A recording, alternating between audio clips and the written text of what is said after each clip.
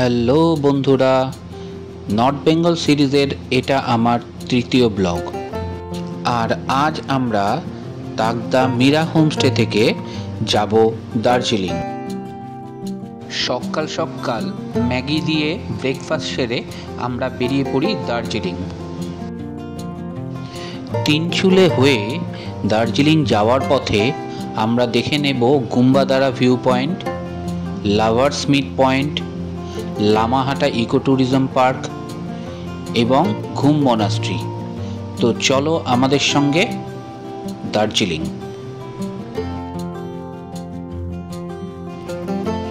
এখন আমরা যে জায়গাটা দিয়ে যাচ্ছি সেটা হচ্ছে তিনচুলে। তিনচুলে আমরা দাঁড়াবো না, তিনচুলের ওপর দিয়ে আমরা বেরিয়ে যাব। আমাদের প্রথম ভিউ পয়েন্ট হবে গুম্বাদারা ভিউ পয়েন্ট।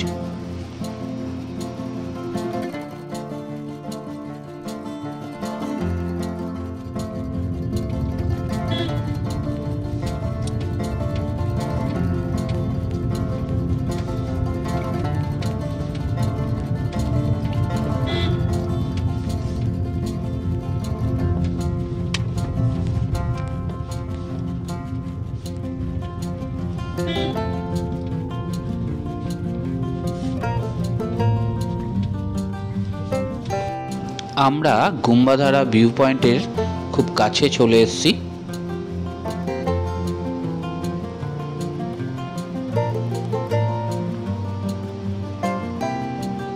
ওই দূরে যেটা দেখা যাচ্ছে জায়গাটা, ওটাই হচ্ছে গুম্বাদারা ভিউ পয়েন্ট।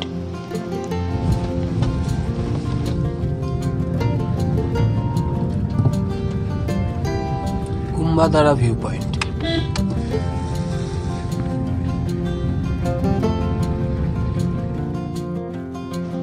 এই গুম্বাদারা ভিউ পয়েন্ট থেকে যদি আকাশ পরিষ্কার থাকে তাহলে কাঞ্চনজঙ্ঘার ক্লিয়ার ভিউ পাওয়া যায়। আর নিচে ওই যে জায়গাটা তোমরা দেখছো ওটা হচ্ছে পেশক, আর ওই দূরে যে জায়গাটা দেখা যাচ্ছে কুয়াশায় ঢাকা ওটা হচ্ছে নামচি, আর এই বাদিকে যে জায়গাটা দূরে দেখা যাচ্ছে ওটা হচ্ছে লামাহাটা, যেটা আমরা যাব।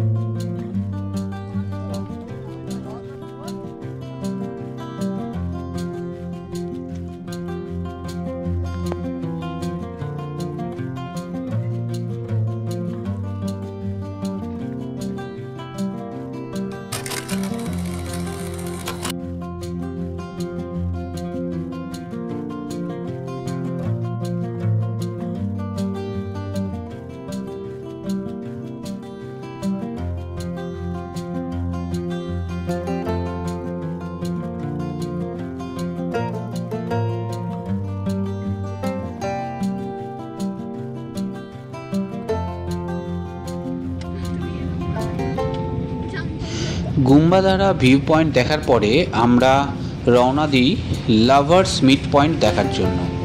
তো চলো লাভার্স মিট পয়েন্ট। আমরা এসে পৌঁছেছি লাভার্স মিট পয়েন্টে।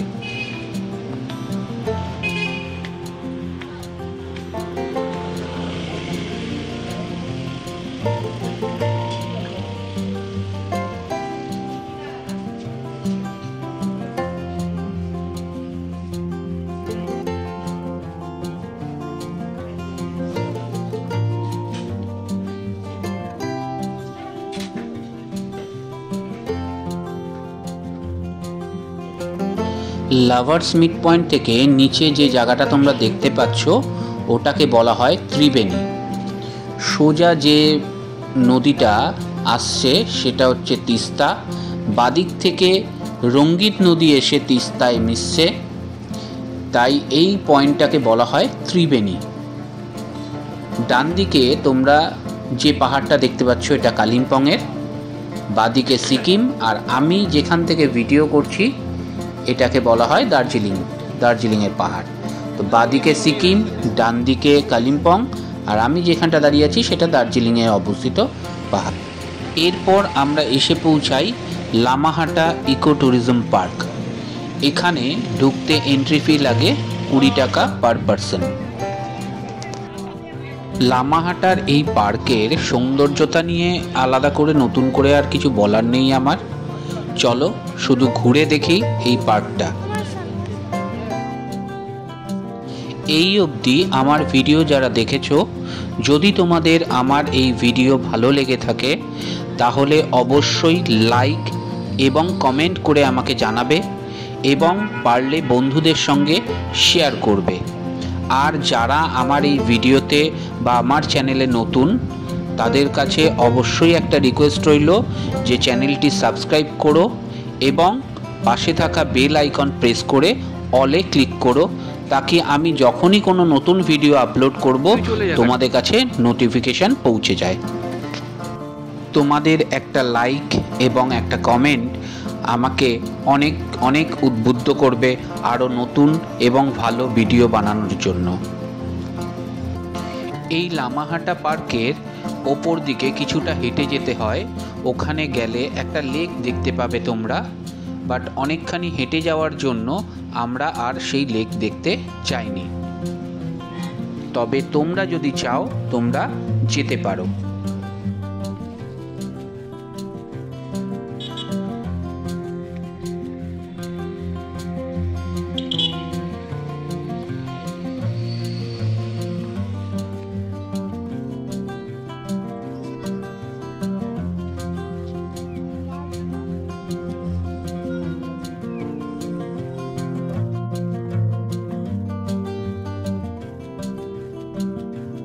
লামাহাটা ইকো ট্যুরিজম পার্ক দেখে আমরা চলে আসি ঘুম মোনাস্ট্রির কাছে। চলো ঘুরে দেখি ঘুম মোনাস্ট্রি। আর এই যে আমরা এখন যাচ্ছি ঘুম রেল স্টেশনের পাশ থেকে। এই হচ্ছে ঘুম রেল স্টেশন।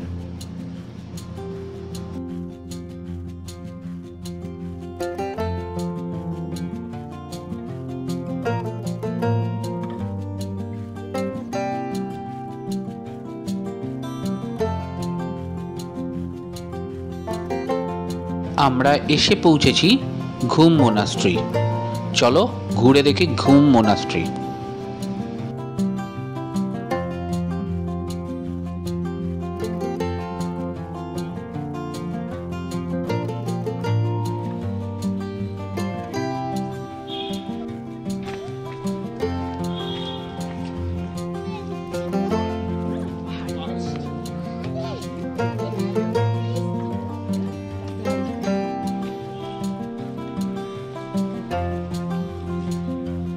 চলো এবার ঘুম মোনাস্ট্রির ভেতরটা দেখে নেওয়া যাক।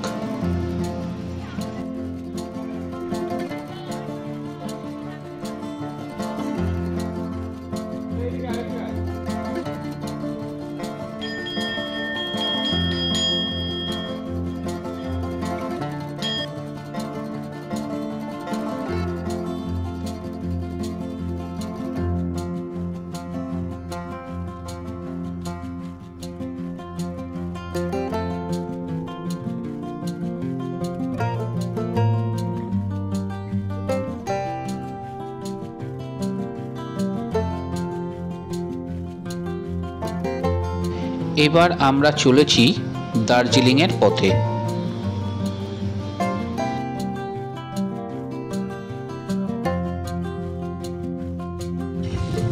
এখন চলেছি ডালি মোনাস্ট্রির পাশ দিয়ে। পরে তোমাদেরকে ডালি মোনাস্ট্রি ঘুরে দেখাবো।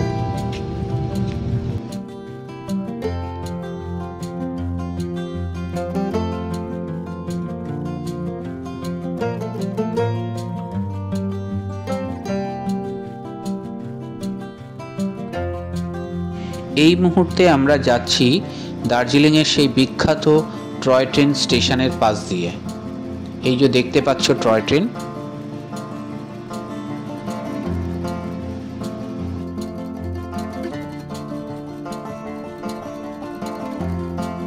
দার্জিলিং হোটেলে পৌঁছে লাঞ্চ সেরে আমরা বেরিয়ে পড়েছিলাম দার্জিলিংয়ের ম্যাল চত্বরটা ঘুরে দেখব বলে। তো চলো ঘুরে দেখা যাক দার্জিলিং ম্যাল।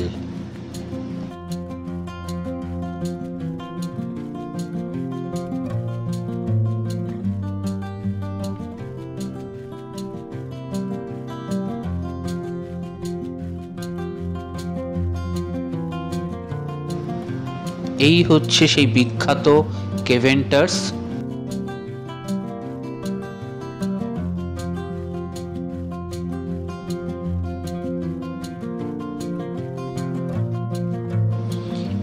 এই হচ্ছে গ্লিনারিজ,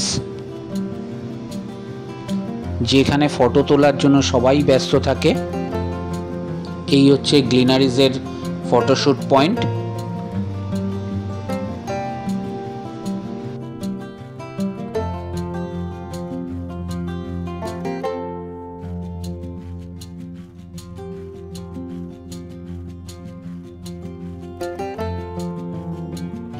আর এই হচ্ছে দার্জিলিংয়ের বিখ্যাত দাস স্টুডিও।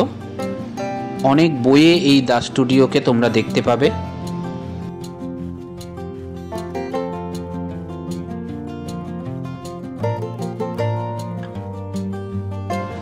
আর এই হচ্ছে নেপাল কিউরিও হাউস। ফেলুদার গল্পে কিন্তু এর উল্লেখ আছে। কোন গল্পে সেটা আমাকে কমেন্ট করে জানিও।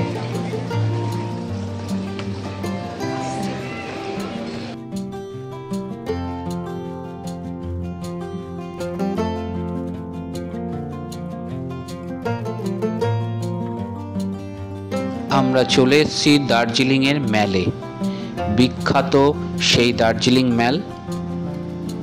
চলো ঘুরে দেখে নিই।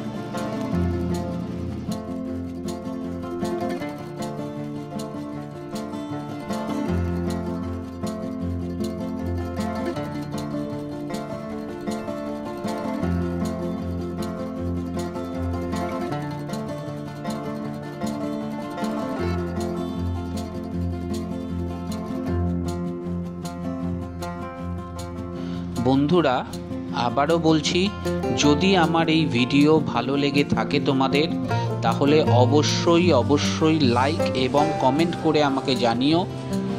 এবং যারা আমার চ্যানেলে নতুন, তারা অবশ্যই চ্যানেলটিকে সাবস্ক্রাইব করে পাশে থাকা বেল আইকনটা প্রেস করে দিও, তাকি যখনই আমি কোনো ভিডিও আপলোড করব তোমাদের কাছে নোটিফিকেশন চলে যায়। অবশ্যই লাইক, কমেন্ট এবং শেয়ার করে দিও প্লিজ।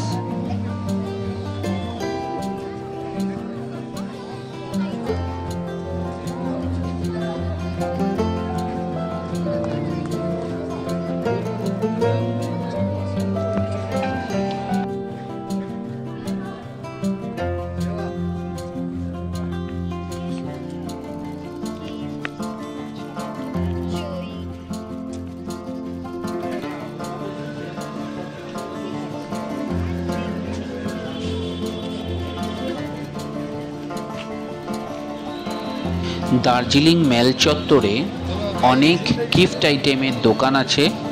তোমরা চাইলে তোমাদের প্রিয়জনদের জন্য এখান থেকে গিফট কিনতে পারো।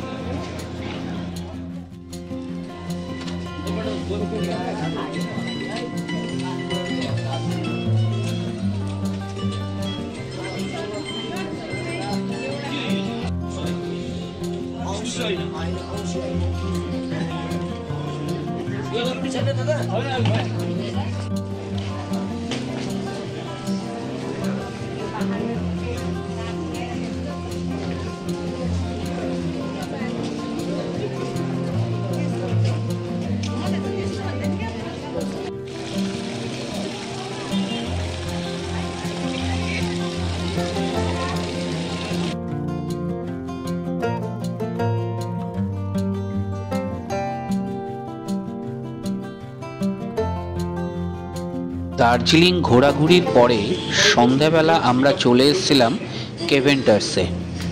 তা কি সন্ধ্যের টিফিনটা করা হয়ে যাবে এবং সাথে কেভেন্টার্স ঘোরাও হয়ে যাবে।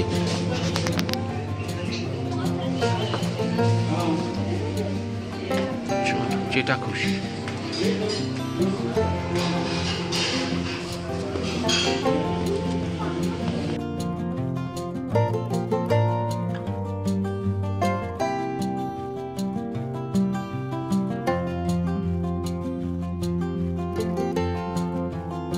দিনের বেলা আকাশ পরিষ্কার থাকলে এই জায়গাটা দিয়ে একদম কাঞ্চনজঙ্ঘা ক্লিয়ার দেখা যায়।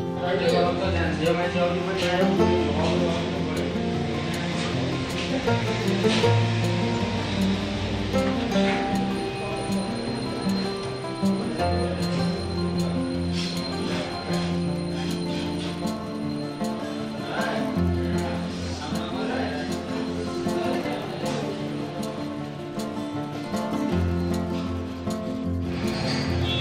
এই সেই ক্যাভেন্ডার্সের বিখ্যাত জায়গা, যেখানটা সকালবেলা বসার জন্য হুড়োহুড়ি পড়ে যায়, কিন্তু এখন এই মুহূর্তে দেখো পুরো ফাঁকা। তার একটা কারণ হচ্ছে ক্যাভেন্ডার্স প্রায় বন্ধের সময় হয়ে এসছে এবং প্রচণ্ড ঠান্ডা, সেই জন্য এখন ক্যাভেন্ডার্সের এই জায়গাটা ফাঁকা ছিল।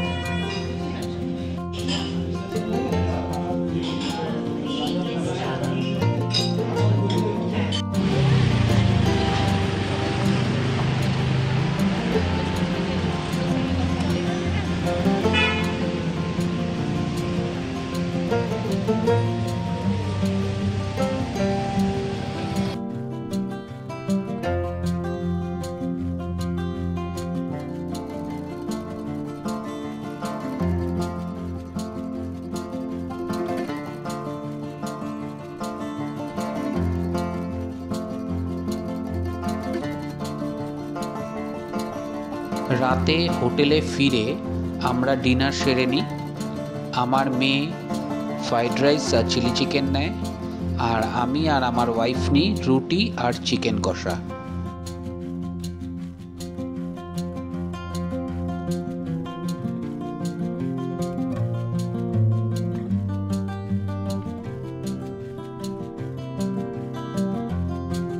বন্ধুরা, আজকের ভিডিওটা এখানেই শেষ করছি। তোমাদের সঙ্গে দেখা হচ্ছে খুব শিগগিরই নতুন একটা ব্লগে।